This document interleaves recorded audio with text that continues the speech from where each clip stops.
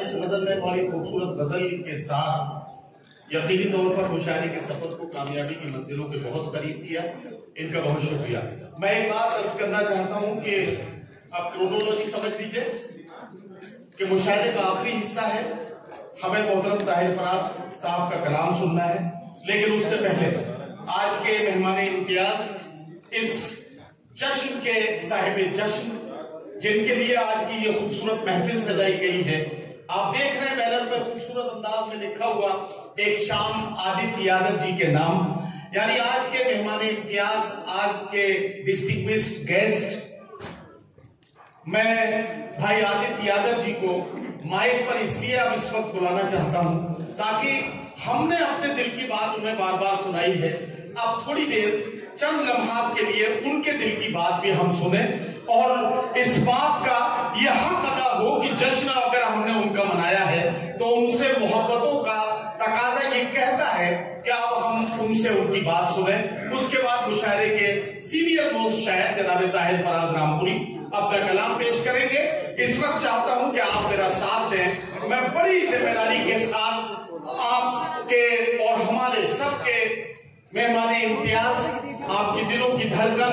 बदायूं के सांसद, समाजवादी पार्टी के युवा नेता और युवाओं की हृदय में, युवाओं के दिल में धड़कनों की तरह बसने वाले भाई आदित्य यादव जी को माइक पर बुला रहा हूं, तशरीफ लाएं। और अनीस खान वारसी साहब, आपको बहुत मुबारकबाद कि आपने वाकई आदित्य यादव जी की मोहब्बत में जो खूबसूरत शाम का इनेकाद किया। आदित्य भाई भी आपसे बड़ी मोहब्बत करते हैं, इसका नमूना मैंने देख लिया कि मसरूफ तरीन वक्त में से भी उन्होंने आपके लिए वक्त निकाला और वो यहाँ तशरीफ लाए। जोरदार तालियों से इस्तकबाल कीजिए जनाब आदित्य यादव जी, MP बदायूं, हमारे बीच में। बहुत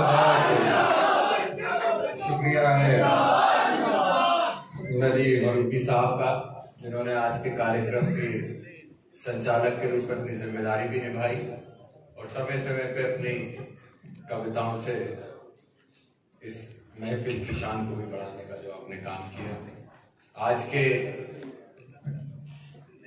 इस मुशायरे के कार्यक्रम की अध्यक्षता कर रहे,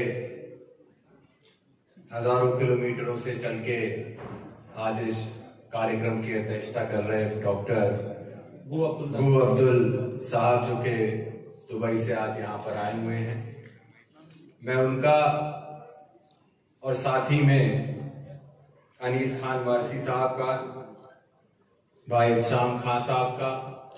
और उनकी पूरी टीम का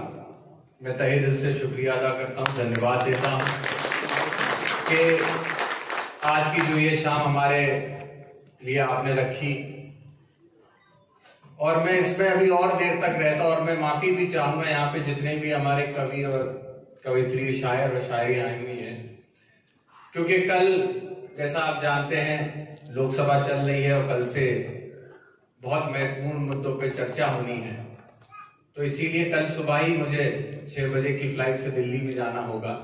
इसी वजह से आज के कार्यक्रम को थोड़ा जल्दी हम लोगों ने किया,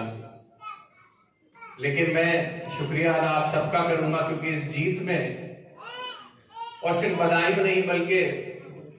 जो इंडिया गठबंधन की जीत इस पूरे देश के अंदर हुई है, वो आप सबके बिना पूरी कभी नहीं हो सकती। समाजवादी पार्टी हो, आदरणीय अखिलेश यादव जी हो, आदरणीय शिवपाल सिंह यादव जी हो, और समाजवादी पार्टी के शीर्ष नेतृत्व से लेके हर कार्यकर्ता ने जो मुकम्मल कोशिश की, जिस तरीके से सब लोगों को एकजुट करने का प्रयास किया, और खास करके आदरणीय अखिलेश यादव जी जिन्होंने पीडीए का नारा दिया, जिस नारे को लेकर एक एक कार्यकर्ता आगे बढ़ा, आज मैं समझता हूं उसी का परिणाम है कि देश की तीसरे नंबर की पार्टी अगर आपकी समाजवादी पार्टी है तो आपकी ताकत। और जो 2024 का चुनाव जिन नाजुक मोड़ पे हुआ, जिन मुद्दों को लेकर हुआ, जिस संविधान की किताब को लेकर हुआ, मैं आप सबसे बस ये आग्रह करता हूं, ये लड़ाई अभी हमारी आपकी खत्म नहीं हुई।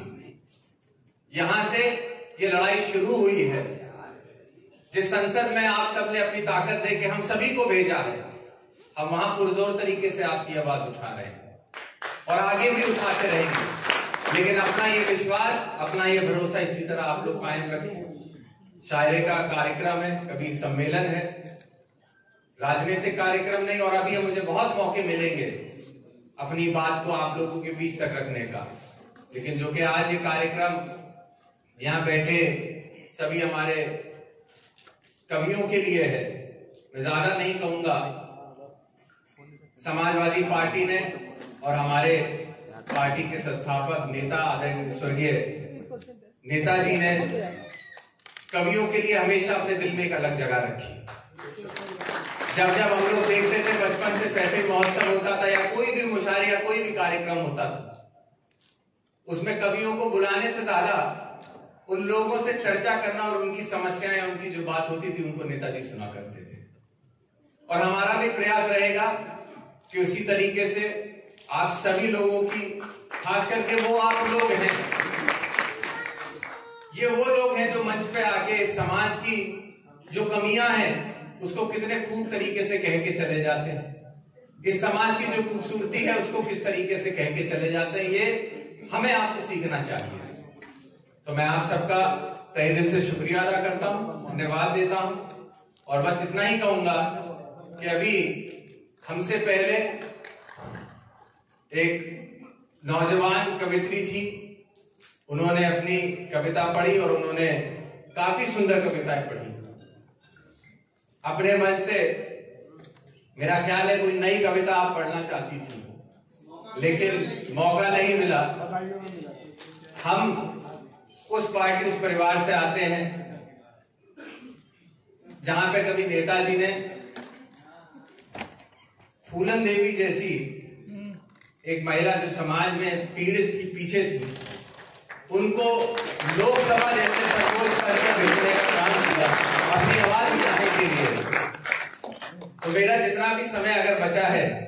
क्योंकि यहाँ पे संचालक महोदय ने आज जिस तरीके से मंच संभाला,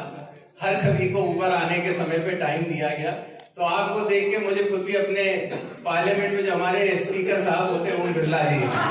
तो उनकी याद आई कि वो भी इसी तरीके से हम लोगों को टाइम बता देते हैं कि बस आपके पास 4 मिनट है, आपके पास 3 मिनट है। तो मैं अपनी बहन से कहूंगा कि जो मेरा समय है वो मैं आपको देना चाहता हूँ और मैं चाहूंगा कि जो कविता आप सुनाना चाहती थी उसको यहाँ पर आपको जरूर